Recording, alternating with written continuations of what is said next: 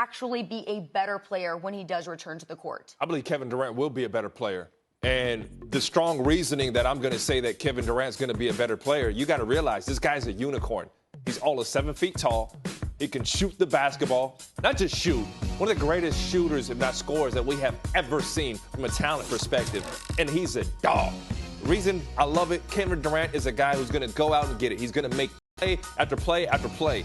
And if you watch Kevin Durant play, maybe we take out the ball handling, ability to run pick and roll just as well, but the patience is going to be there.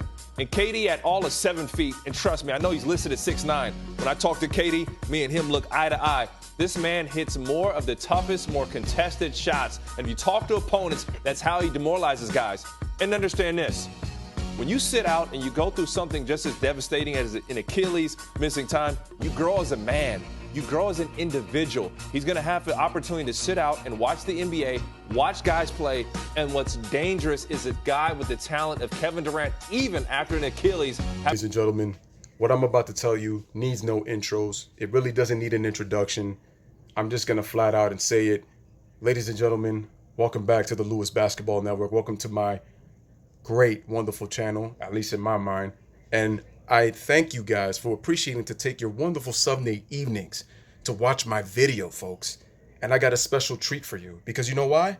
Because Mr. Ryan Hollins, yes, I'm going back to that Ryan Hollins guy, that guy that many people says he has a very low basketball IQ when it comes to basketball because he has played for he played for 9 to 10 teams in his career. Here's the thing about Ryan Hollins. People are complaining saying that why are you getting on a guy who made it to the NBA? Why are you getting on a guy who played in the NBA? He was on the bench and at least he made it. The guy is making more money than you'll probably ever make in a lifetime. And I hear all these comments all the time. You guys are complaining about how, because of our complaints, you're the reason that Ryan Hollins stays on ESPN. Well, ladies and gentlemen, I got some news for you. And I want you to hear me and hear me loud and crystal clear. Ryan Hollins is going to keep making money. The guy is a successful brother. The problem that I have is when I critique Ryan Hollins, I'm not critiquing his character. I'm not critiquing him as a person because I'm pretty sure Ryan Hollins is a good dude. What I get pissed off is people coming into my comments telling me that you're hating on a man, on a black man. My question is, if I'm critiquing Ryan Hollins as a basketball player, why the hell are you guys pulling out the race card? Did I say he's successful because he's black? Did you hear me say that? I get on Ryan Hollins because he's not objective. Now, whether people complain or not, whether I say that he's not objective or not, guess what? ESPN is still going to keep bringing him. It's good for their ratings, and ESPN is doing this out of desperation. Okay, they tried that reverse psychology crap just to try to brainwash us, the ones that really know basketball, on really having Ryan Hollins have you believe in what he's saying. And every time Ryan Hollins makes that face, you already know, especially real ones know, real objective fans who know the game of basketball know that not even Ryan Hollins believes what he's saying. Take a look at Shannon Sharpe, for example. Why you think he campaigned so hard for LeBron James? He campaigned so hard. Shannon knows that this battle has been lost a long time ago. It's just Shannon Sharpe continues to campaign for LeBron. Why? For ratings. Just like how Skip hates and loves LeBron at the same time. He loves LeBron, okay? Skip does it for ratings. Ryan Hollins. He says, look, this is where I nitpicked on Ryan Hollins. We were talking about all-time great Lakers. LeBron just finished 1 season with the Lakers. Shaq played 8 seasons with the Lakers. Kareem played, I believe, close to 14 or 15 seasons with the Lakers. Magic Johnson played, 12 or 13 seasons with the Lakers. Jerry West played 13 or 14 seasons with the Lakers. Elgin Bader played 12 seasons. Will Chamberlain played about 6 or 7 seasons with the Lakers. Kobe Bryant played all 20 years of his career with LA. And we're talking about all-time great Lakers. You also got James Worthy. What does this idiot do? He goes and says that when we compare the greatest Lakers to LeBron James is the greatest player of all time. Dude, who was talking about? Nobody was talking about the GOAT conversation, but he decided to take it there. And okay, then Shaq says, you're just going to pass up MJ and Kobe like that? Here's the thing. Kobe's not in the GOAT conversation, at least in my opinion, in terms of greatest of all time. He's definitely an all-time great. And like I said, people are going to disagree with me. That's cool. Like, I understand it. Like, I probably get hate for it, whatever. But the problem that I have is Ryan Hollins, then when Shaq was trying to kind of press on him to try to answer the question, and he was just going his whole bigger, stronger, faster, the typical casual fanboy talk that I always hear when it comes to LeBron James, this whole bigger, stronger, faster type of thing. It's all the time. The issue that I have, then when he didn't want to address the question properly, my thing is anytime you're making Max Kellerman look smart, that's a problem. Then he wants to switch off how many times did MJ meet the Warriors. He changed it from the greatest of all time to the Bulls versus Golden State. That Michael had never faced a team like the Warriors. And that the Warriors would run circles with the Chicago Bulls. I disagree with you there. As one of my subscribers, Mr. D2 Holloway, man, shout out to you. He said it. Defense travels. So maybe the Bulls may not hand check, but that doesn't mean that they can't defend the position. Remember, this is the team that's got Dennis Rodman, Scottie Pippen, Michael Jordan, Ron Harper. 4 of the smartest defensive players in NBA history. Maybe Hart may not be on the level of MJ, Pippen, or Rodman, but that dude was a hell of a defender. Hell of a defender. Very good defender. Those guys have the IQ. They know how to play on-ball and off-ball defense and always send their guy into the help. They were great at that. That's what made the Bulls such a dominant defense. And you people don't understand that the Chicago Bulls were the original Golden State Warriors. Lewis, what do you mean by that they were the original Golden State? They ruled the league. Just like the Golden State Warriors ruled the league in this time, the Chicago Bulls ruled the league in their time.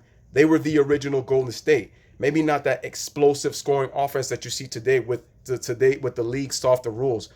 Once again, you got to give the players credit again with the skill set. I'm not here to disrespect the players, but at the same time, you got to understand that we're in a different era. You can't deny that, okay?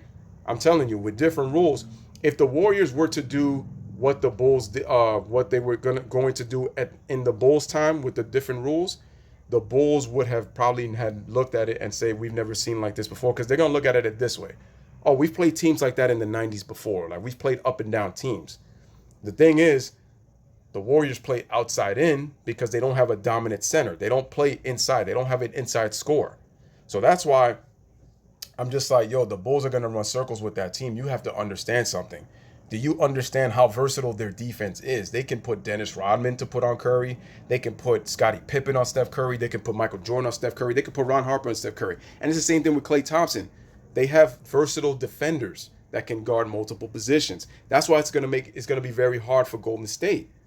Yes, now you could talk about Kevin Durant. You could put Michael Jordan again with Steph Curry.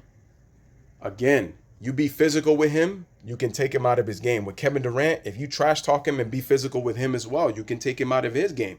Even though Kevin Durant is one of the most lethal scorers in NBA history, Steph Curry is arguably the greatest shooter in NBA history, or he is already. Again, some people don't feel like he is. I'm just saying, I said arguable to be fair. So, that's what it is, man. And that's what I'm talking about with Ryan Hollins. And then it's always about that, Michael Jordan, again, that LeBron has dealt with these 4 or 5 future Hall of Famers. My question is, nobody was saying that in 2016 when LeBron and company beat the Golden State Warriors after the Warriors having a 3-1 lead. Nobody was saying that.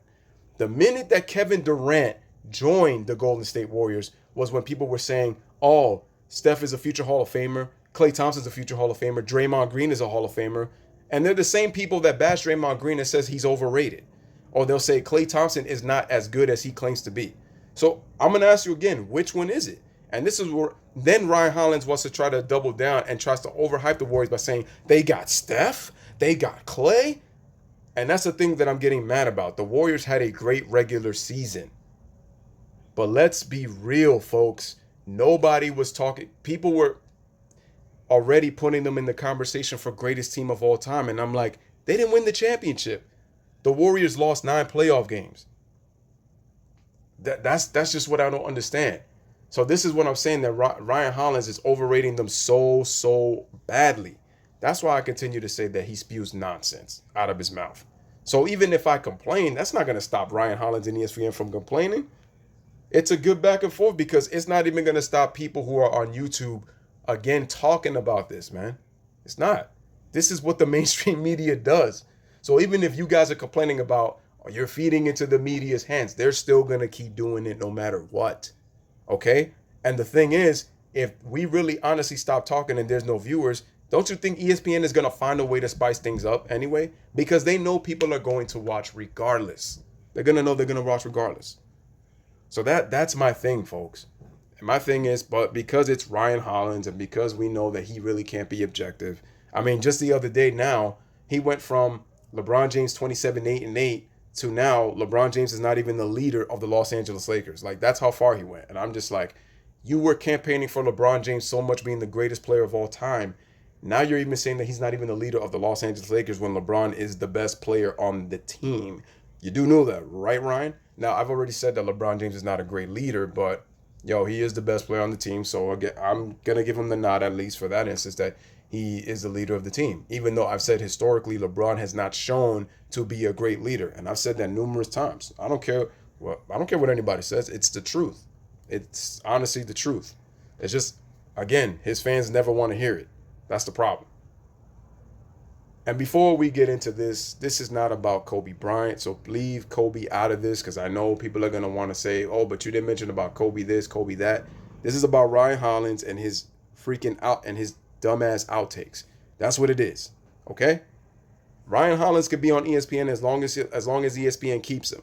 I mean, the brother's not doing too bad because he's collecting money. He's collected it as a player and he's collecting it as a basketball analyst. So Ryan Hollins is doing pretty good. Okay? This dude, it's not like if this dude is poor, he's poor and ESPN just happened to pluck him from obscurity. Ryan Hollins is living pretty well. I honestly think he would really give a damn what people think about him. He's going to do him at the end of the day. And we need to do us at the end of the day. And people who are campaigning for Ryan Hollins, talking about how we're hating on him, I'm going to say this. What is Ryan Hollins doing for you? Like, is he doing anything for you that you're campaigning so bad for Ryan Hollins to be like, oh, why are you hating on a successful black man? And again, why does the race car need to be pulled into this? We're talking about basketball. Just like with LeBron James.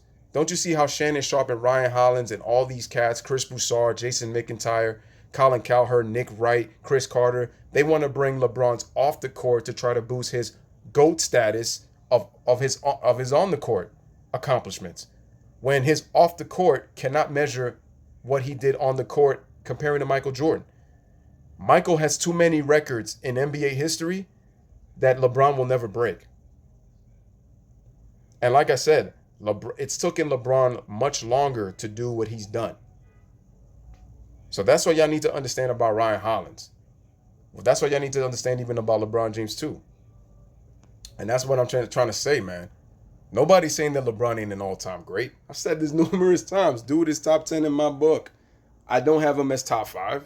That's my opinion. I don't have him as the greatest of all time. You want me to worship LeBron to say why you hating on him? How do you hate a guy who you put in the top 10? Answer that question. While other dudes don't even have him in the top 10. Just because of the nonsense and the foolery that this dude has been doing over these past few years. I mean, come on, man. A racial hoax for a vandalized home in Los Angeles. The evidence just happened to disappear out of thin air. And have we ever gone back to that story? No. And what were his fans doing? Defending him to the T. Talking about that. Look at that. His home was vandalized. Like, dude, it was a hoax. Okay? And people who see right through the BS, they know it. They know it. And y'all know it too. It's just y'all in denial. Okay? That's the bottom line. So once again, ladies and gentlemen, I just had to do this video again. Ryan Hollins is going to be successful no matter what. Again, best of luck to the brother. But this is about basketball. This ain't about personal. This ain't got nothing with off the court. This ain't got nothing to do with personal stuff. It's about basketball at the end of the day, folks. And what do? We talk about basketball. So let me know what you guys think in the comments. As always, you already know, bless up, live, laugh, love. Thanks for watching the video. I truly appreciate you. Love or hate, I'm going to just keep grinding and make it better. And you already know, for my subs, for my fans, and for my non-fans, you already know the deal, man. Hit that